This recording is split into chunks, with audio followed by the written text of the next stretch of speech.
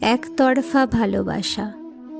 আজকের দুনিয়ায় এই শব্দটা শুনলেই মানুষ বলে দুর্বলতা, নিজেকে ছোট করা। কিন্তু আপনি কি জানেন, এই পৃথিবীর সবচেয়ে পবিত্র ভালোবাসাটাও ছিল একতরফা?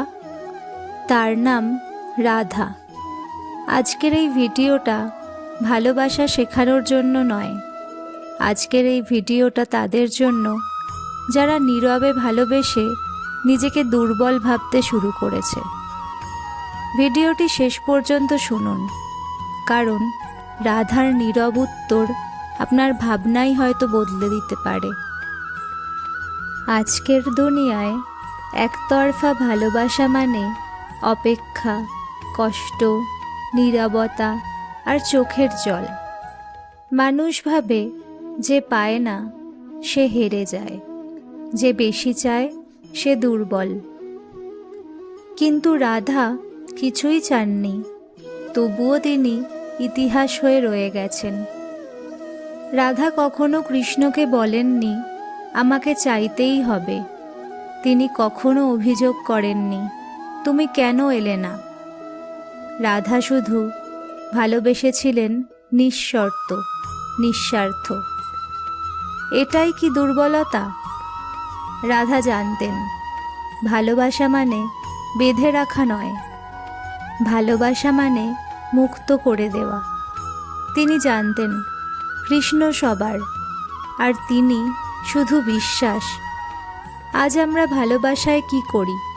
পাওয়া না গেলে অভিযোগ, প্রতিদান না পেলে রাগ, আর স্বীকৃতি না পেলে অপমান। কিন্তু রাধা কি করেছিলেন?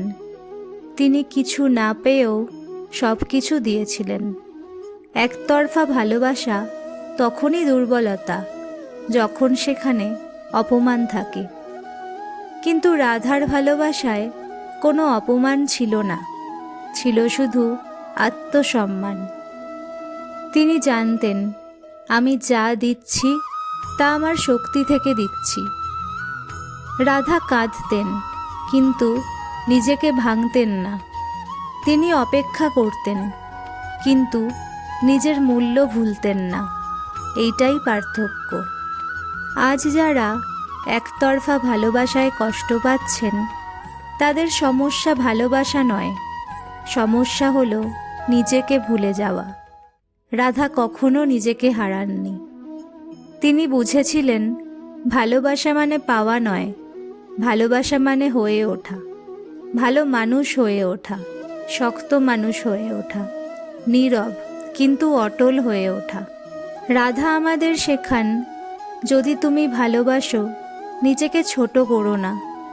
যদি কেউ তোমার ভালোবাসা না বোঝে, তার মানে তুমি কম নও, তার মানে সে তোমায় বুঝতে পারেনি। আর যদি ছেড়ে দিতে হয়, মনে রেখো ছেড়ে দিতে পারাই সবচেয়ে বড় শক্তি। একতরফা ভালোবাসা দুর্বলতা নয়, যদি সেখানে আত্মসম্মান থাকে। রাধা আমাদের শিখিয়েছেন ভালোবাসো, কিন্তু নিজেকে হারিয়ে নয়। যাকে পাওয়া যায় না তাকে ছেড়ে দিতে পারাও একটা শক্তি। আজ যদি তুমি নীরবে কষ্ট পাও, মনে রেখো তুমি দুর্বল নও, তুমি শুধু গভীর। এই ভিডিওটা যদি আপনার মনের কথা বলে থাকে, তাহলে শেয়ার করুন, কারণ আজ হয়তো কেউ একজন এই কথাগুলো শোনার অপেক্ষায় আছে। সবশেষে বলবো, নিজেকে রাধার মতো করে গড়ে তুলুন, নীরব কিন্তু অটল।